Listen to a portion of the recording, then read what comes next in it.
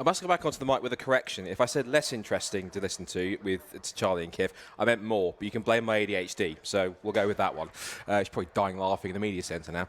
Anyway, back to more important matters, which is now race 10 of the season for Racing Hondas 2025. The cars have left the assembly area. If you're watching down at Lodge towards Deer Leap, you'll see them coming across the line right now.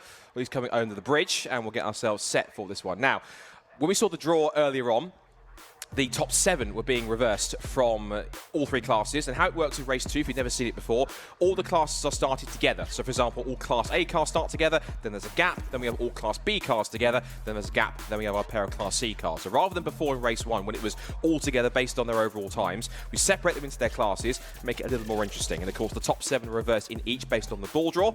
So that means looking back at the results, it's James Alford that will start on pole position in his EK Honda Civic. Alongside him on the front row of the grid, the yellow EG of Fraser McNeil for Kilty K-Swaps. Then it's Phil Wright and James Kith will start on the second row of the grid for Tommy Knight, who hopefully should be there after his issue. I can see the blue EK Civic, so he has made it onto the grid in third row, alongside Liam Collins, and then Will Self, who of course won the race, starts back in 7th as a result of the top 7 reversal. He's got Bob Barron alongside him, who hopefully, if he's fixed his rear suspension after the contact with Talbot, which I think he has because he's on the grid, so that's good to see. So that's him on the 4th row. Kevin Talbot and Dave Buki will then come next, and I can see the green and blue Integra DC5, so he's also made it too. So we've got our full quota of Class A cars. That's perfect. Now to Class B, where Sammy Milan will start on pole position after his top 7 reversal. He'll have Lewis Barker alongside him on the 6th row of the grid. Luke Sedjakowski in the S2000R Cup car, which is a single round entry and a guest, starts alongside Spencer Fortag. Then it's Sam Linstner and Ryan Cunningham who are on the podium on the class in race 1 earlier on. And then Dan Thackeray starts 17th as our race 1 winner in Class B.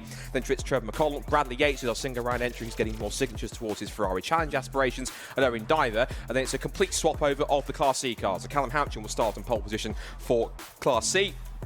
He's alongside Matt Rowling, the points leader and the race 1 winner as well. So cars already make their way off onto the formation lap, and there'll still be a chance for them to get their temperatures up, the pressures up, get the can't even speak, the tyre pressures and temperatures up as much as possible to get them in the optimal range. You've got to be careful on a warm day like this, because of course you can go too far.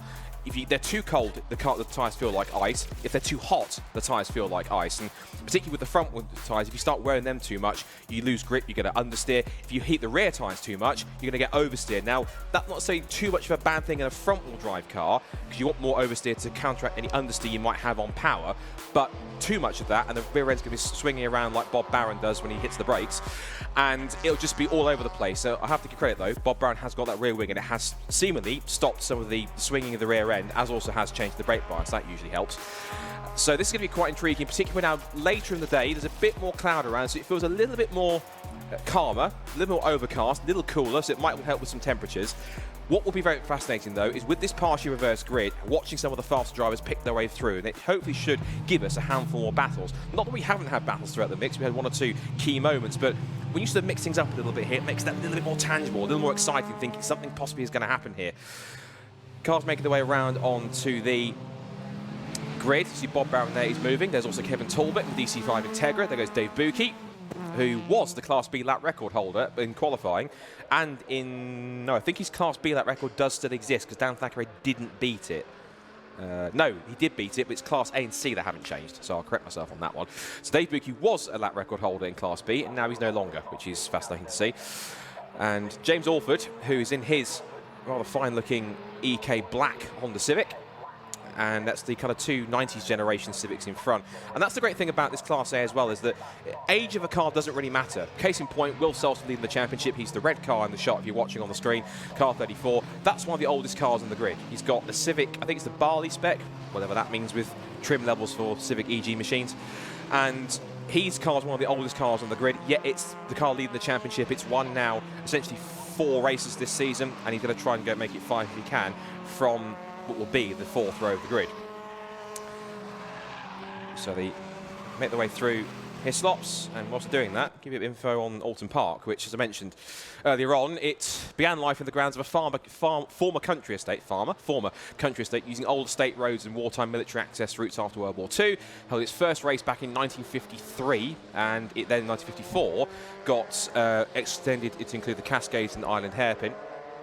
Knickerbrook was also added in later on top of that too, and the circuit became the home of a fantastic race, the Gold Cup, which they still held here as a historic event, but it used to be a race where you'd have even Formula 1 cars racing here back in the 60s and 70s, even the early 70s.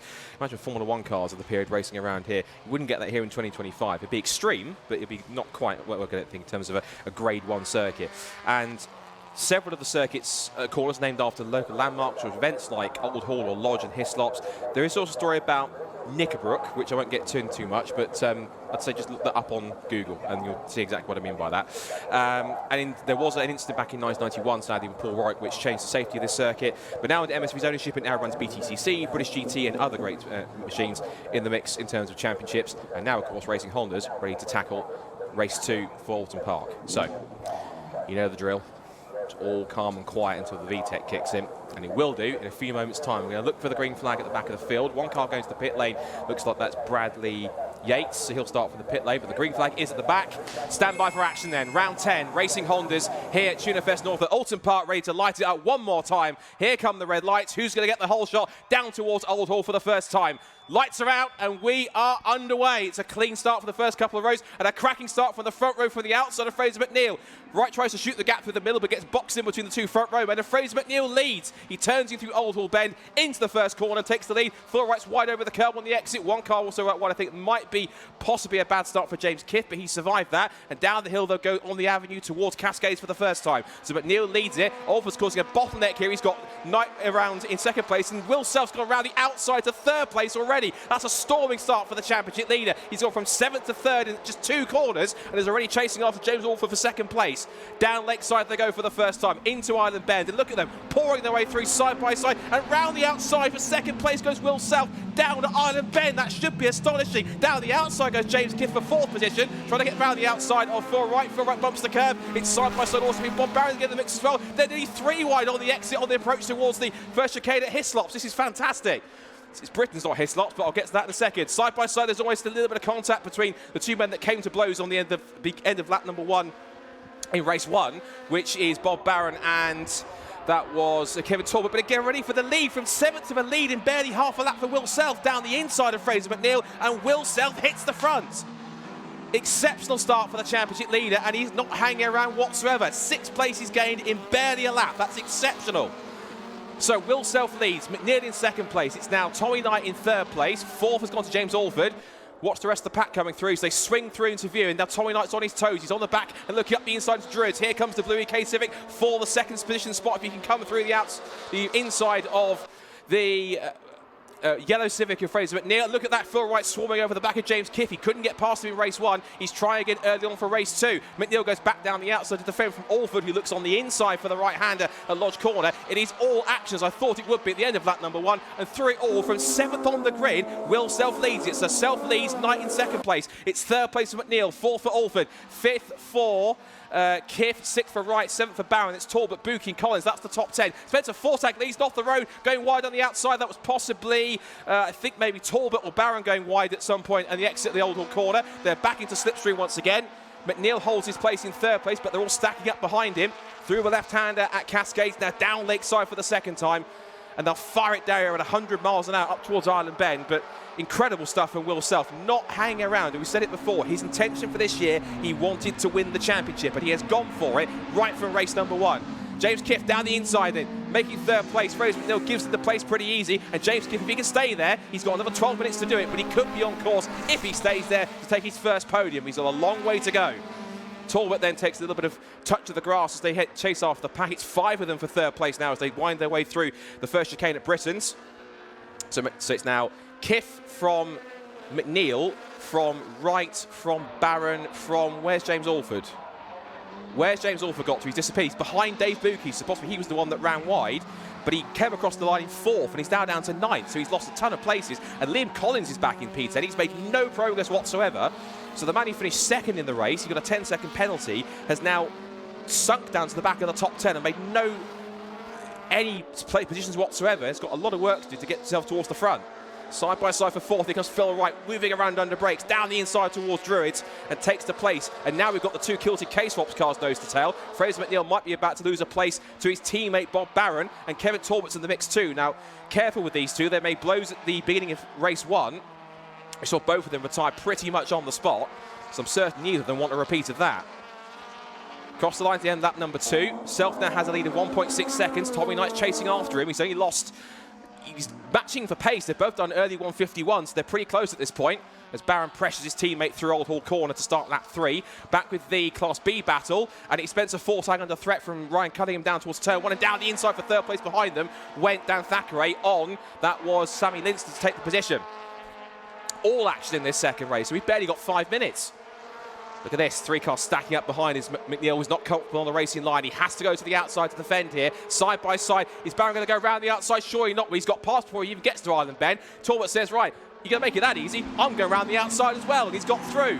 So 2 positions lost for Fraser McNeil after starting on the front row of the grid, and he's dropped from 5th to 7th in 1 move. Barron, Talbot, then McNeil. That's the scrap for 5th to 7th, but they're losing ground to the top 4 as they head up towards Britain's for the 3rd time. And then we've got, now that's Buki and Collins, so we've lost, I don't know, Alford is there, but he's lost a position to Liam Collins. I thought he'd secondly disappeared because he was in 9th, so something's happened with James Alford. In the pits is Lewis Barker. To issues for the Europa Crash Centre team car. Looks like he won't be scoring any major points today. Look, it's damaged possibly to the left front. They're trying to get something off the left wheel off to have a look, whether it's bent on the wheel arch or something that's happened. But nonetheless, not good for the man who finished 6th in race 1 and was hoping for more points to try and get back up the table. So Will Self then, across the line at the end of lap 1, end up 2, picked up 1.6 seconds. Ryan Cunningham has taken the lead in Class B, so he's ahead of Spencer Fortag. So we wait for our Class B runners to come into view. There goes James Alford. I was hoping we'd see our Class B runners come through in a second, because as we see the rest of our Class A contingent head down towards Lodge Corner. Still McNeil falling back into the clutches now of both Dave Buki and Liam Collins. And I feel that Collins is getting to a point where you might have to say, come on, get a move on. He's trying to squeeze up the inside, but Dave Buki threw the block on the inside line, exiting Deer Leap, which means it forces Collins to have to sit back and lose a bit of ground, and they're all leaving James Alford behind. So either he's just lost pace from the start of the race, or he's nursing a problem, or just not confident in the car at the moment. Remains to be seen. And Buki's still under big pressure from Collins on the approach down towards Cascades. Coming up towards already half distance. You don't want this race to end. I think the phrase is someone hide the checkered flag at this point. It's not over yet. Here comes Collins with a great straight line drive down Lakeside. He's got the punch of the engine on that Integra up into what will now be 8th position.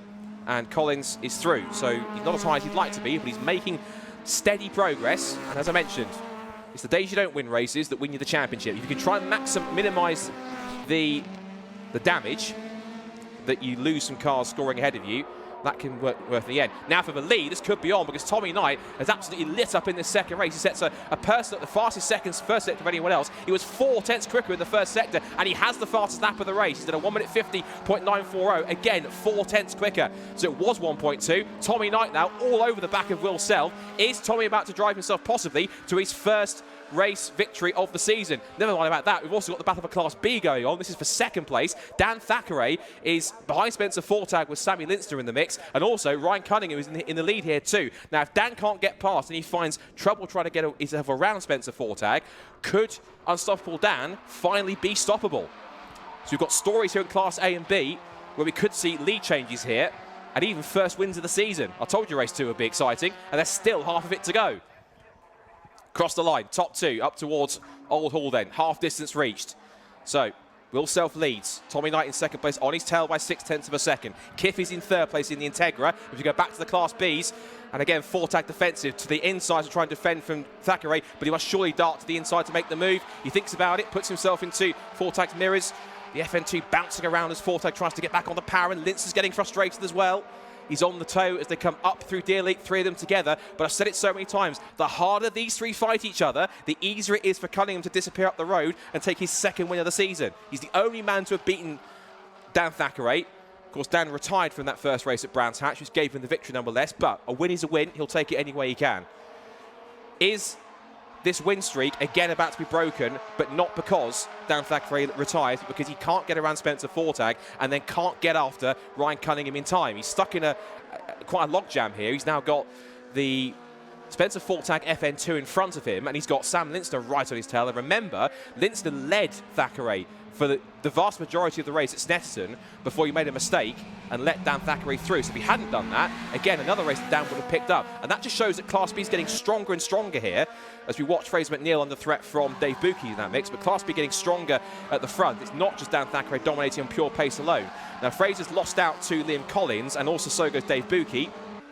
Another place gained. Look at this, a trio for second place out of Britain's over Hilltop. And Thackeray is getting very racy indeed. He wants the outside line, but Linster's there as well. Thackeray throws the block. He goes defensive on Linster by attacking Spencer Fortag down the outside. We get the up and under here as he tries to switch back through the exit of Hislops, now through Knickerbrook, nose to tail. And this is all just bottlenecking up with Linster stacking up behind him now. The three of them climbing up Clay Hill underneath the Oulton Park Bridge. As I watch the leaders in Class A go through, Tommy Knight still on Will Self's tail. There's Ryan Cunningham, defending champion, followed by Fortag. Look at the car moving around under braking. Fortag is pushing as hard as he dares now. Look at bouncing on its suspension as he goes out of Druids. And again, Thackeray going to the attack. He sweeps to the inside line. This is the chance he's got. He's on the grass. He puts his two wheels on the grass, keeps his foot in. Dan Thackeray up the inside in towards Lodge Corner. That's an astonishing overtake up the inside to take second place. He wants to win this championship, and you do it with moves like that. Incredible. Over the crest. If you can watch that on my live stream, if you watch it down at Lodge, that was sensational. Two wheels on the grass down towards Lodge Corner, and incredibly held it firm. Kept his foot in, no word of a lift, made it up the inside and said, I want this place, you deal with it, I'm putting my car right there. End of story. Incredible stuff. So Dan's up to second. Now the trouble is, he's got a gap of 3.7 seconds to try and close in just about over 4.5 minutes. Is that going to happen? I think the damage is done. I think Ryan Cunningham is possibly too far ahead, and this might not be a victory. And the trouble is, he's not getting away massively from either Spencer Fortag or Sammy Linster here. So he's trying. He's wide there through Island Bend. In towards the hairpin they go. It's a fascinating Class B battle. He's edging away, but not to the point where he's getting away too desperately and closing him in. I'm going to keep an eye on sector times. What's his sector time compared to Cunningham in this first one? He was quicker by about 1/10.5, but that's not enough. That's not going to bring it down. He needs a mistake or an issue for Cunningham. Touchwood, no commentators, curse med. In order to try and catch him here. And I'm not sure if I can see that happening unless he does make some kind of an issue or Dan finds just a sudden burst of pace in this latter part of the race. And now Fortag has another problem, which is Sammy Linster right behind him and runs wide on the exit, second by the Hislops. This will put Linster in prime position to try and pass. The leaders have gone past me, still almost nose to tail. And here comes Linster. Great opportunistic move, slides past Fortag. He missed the shift, couldn't get his power in on time, and up the hill through Clay Hill, he managed to get himself third place. So Linster back onto the Class B podium, and Spencer Fortag, as hard as he defended, just didn't have enough left in him. He'll have to settle for at least fourth place, but fair play to him for holding on to that as much as he did. Now, I want to keep an eye on the Class A battle because that's now quite close. In fact, here it is. Now, I'm also going to check something because I'm seeing there's exclamation marks on my timing screen. Let's have a look. Time penalty. That doesn't seem right. I'm going to read what the timing screen says. It says time penalty number 24, which is Tommy Knight, and time penalty for 137 Kevin Talbot. But listen to what the time penalty is. It says 137. No, that's not right, surely. Time penalty number 24. It says number 24, 137, plus 140 seconds. That's a 2-minute, 20-second penalty. That's not right, surely. There's some kind of a penalty that's been applied, but it can't be 2 minutes, surely. That's extraordinary. We'll try and figure it out after the race rather than wonder it now, because they're both showing having penalties on them. What the penalties are for exactly, I've absolutely no idea, but we'll have to wait and see. So this might not be for the victory, but we'll enjoy it as if it is, nonetheless, until we get confirmation otherwise. Otherwise, it might be quite confusing for Charlie down there to try and work out who the victor is.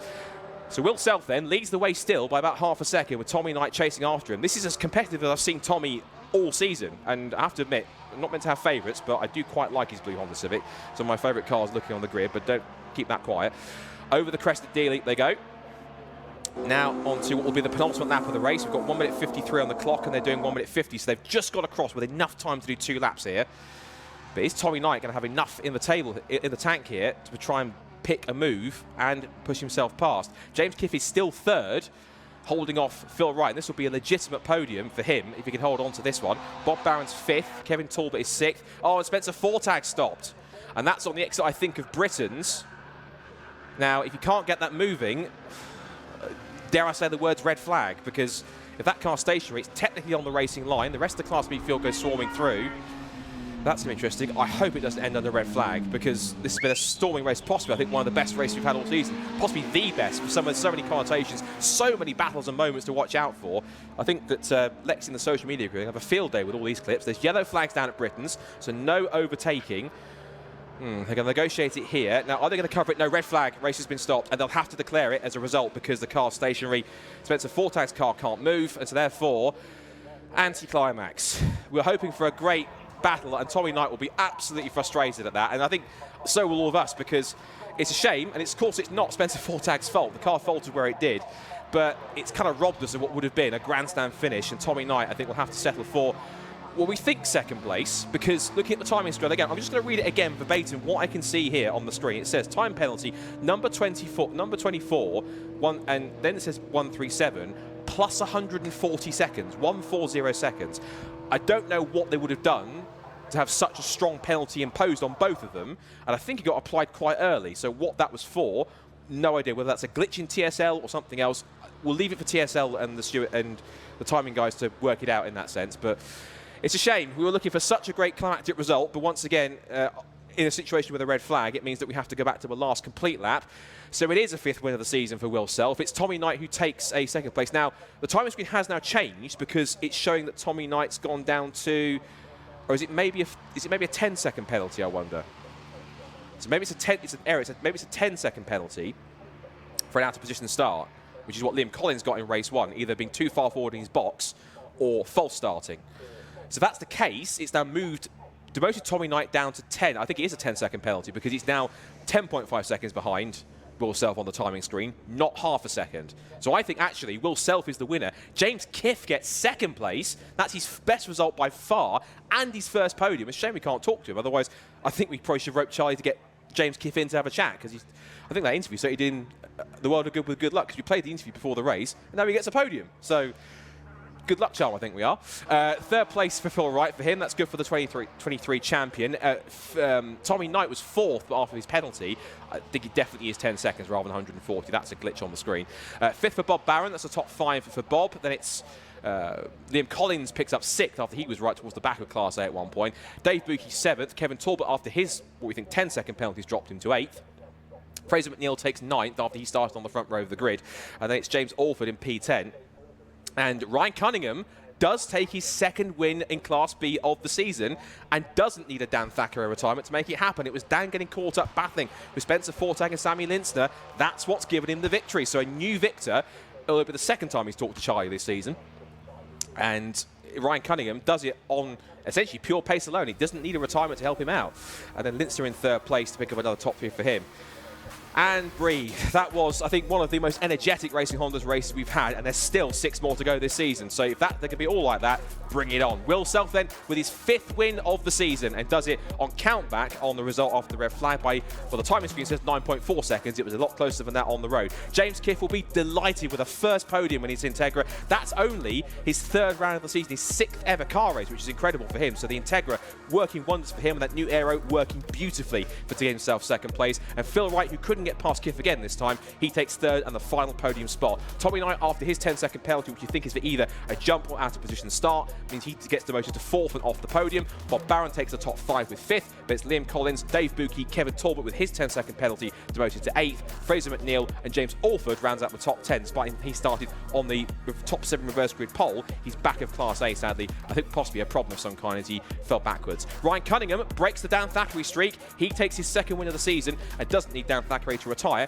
to make it happen. Dan Thackeray spent battling with Spencer Fortag and Sam Lintzner. He takes 2nd place from Lintzner in 3rd. I don't think Fortag will be classified because he wasn't running at the time of the red flag, and if that's the case, usually you don't get classified. It means Bradley Yates moves up into 4th in class, and Callum Houchin takes a class victory. So another new person for Charlie to have a chat to for the 2nd time this season. And again, it's on track, it's on pure pace alone. So Houchin wins Class C, Matt Rowley in 2nd in class, then Owen Diver, Trevor McConnell, and we lost Lewis Barker to the pits with an issue.